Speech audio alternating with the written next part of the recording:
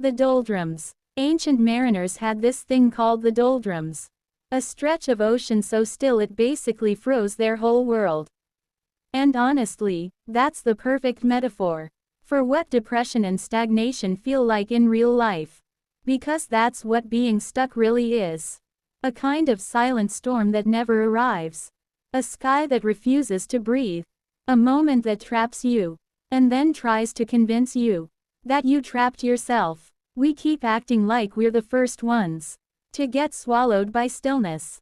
That's social amnesia talking. Humans have been stuck since humans had dreams. But every generation swears their version of the silence is the first time silence ever existed.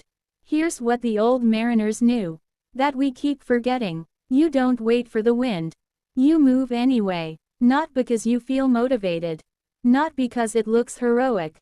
But because movement is the only language stillness fears. So I started with a walk. Just around the block. Nothing epic. Nothing Instagram worthy.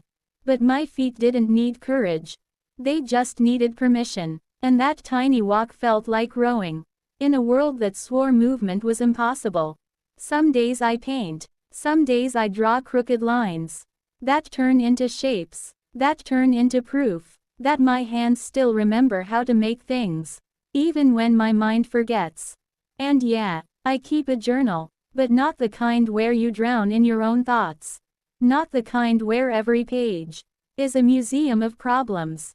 I write the small wins, the little things I actually did. The I walked today.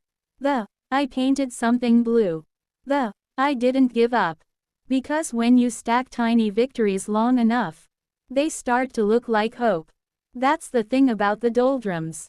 Nothing changes until you do something that doesn't match the stillness.